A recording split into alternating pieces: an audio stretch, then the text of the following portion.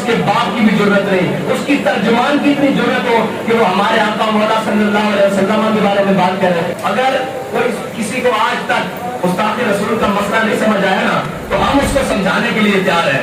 استاد رسول کا مسئلہ کائنات کا سب سے جداگانہ مسئلہ ہے.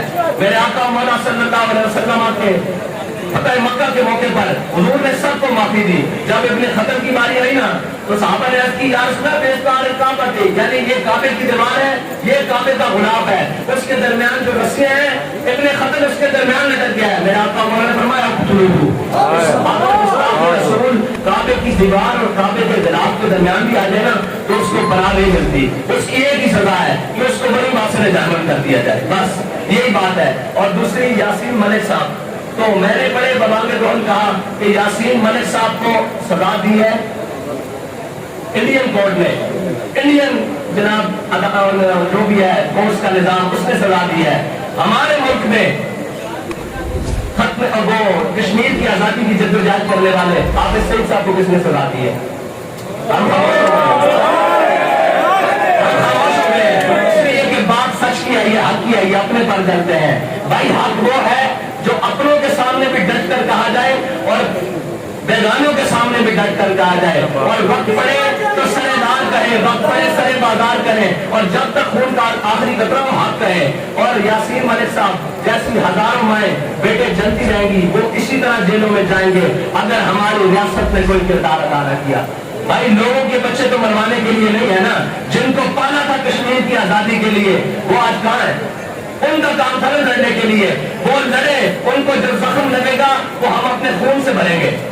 لیکن مسئلہ یہ ہے کہ قوم کے بچے آگے لگا کر اور پیچھے سے بھاگ جانا یہ دلیری نہیں ہوتی. لیڈر تو وہ ہوتے ہیں جو خود میدان عمل میں رہتے ہیں.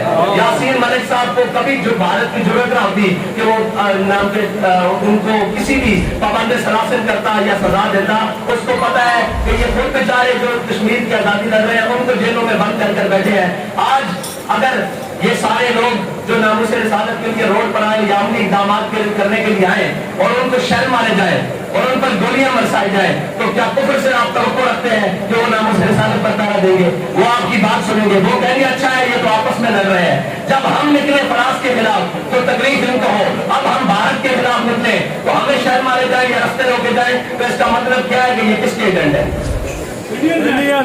تو کون ہے یہ لوگ جو اس ملک میں, جس ملک کو ہم نے لا الہ الا اللہ محمد رسول اللہ کی بنیاد پر حاصل کیا, اس ملک پہ بسنے والوں کو نہیں نکلنے دیتے. یہ حقائق کا ان سے آنکھیں بند نہیں کی جا سکتی جب تک یہ حقائق درست نہیں ہوتے, یہ چیزیں درست نہیں ہو سکتی. ہمارے نعرے, ہماری ساری چیزیں جذبہ بڑھانے کے لیے ہو سکتے ہیں, عملاً اقدامات کے لیے نہیں ہو سکتے.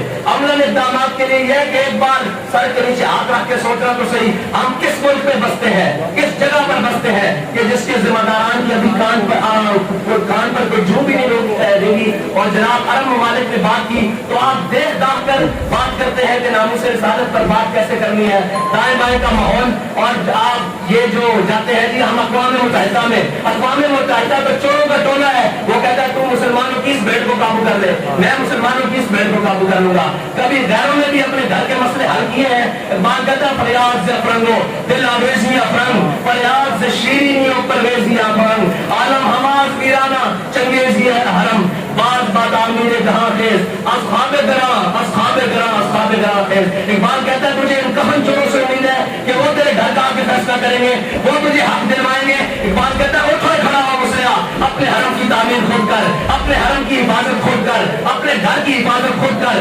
اپنے نبی کی عزت کی ناموس کی حفاظت خود کر. لیکن مسلمان وہ ہے جو کبھی چائنا کے پیچھے بھاگتا ہے, کبھی جناب معیشت کے نام پہ امریکہ کے نیچے لیٹتا ہے, کبھی روس کی گھروں میں جا گھستا ہے. اور میری بات سنو, جس چیز کو تم انکار کر کے معیشت کے پیچھے بھاگ رہے ہو, میرے آقا مولا صلی اللہ علیہ وسلم کی ظاہر حیات سے لے کر مسلمانوں کی تاریخ میں یہ سارے ارباب علم و دانش ہے. مجھے کوئی ایک شخص آگے بتا دے کہ اسلام کی معیشت جہاد کے علاوہ کوئی ہے, اس کو تو تم کمر کر کے بیٹھ گئے ہو, اس کے تو تمہاری ٹانگیں کاپتی ہے. ایک بات کہتا ہے کافر کی موت سے بھی لڑتا ہوں جس کا دل کہتا ہے کون اسے مسلمان کی موت مر. اگر جس کو یہ ڈر لگ رہا کہ وہ ہمیں کیا کہیں گے, بھائی تمہیں پالا کس لیے گیا تھا, تمہیں رکھا کس دن کے لیے گیا تھا, اس دن کے لیے تو کیا تھا. یہ قوم اور یہ جو ملت ہے نا, اس میں بڑا دبدبا ہے, بڑا دم خم ہے, بڑی باتیں ہیں اور بڑی جرت ہے, لیکن अपने जिम्मेदारों का इंतखाब करने लगती है ना, तो ये कमजोर हो जाती है, ये तजर्जुल का शिकार हो जाती है।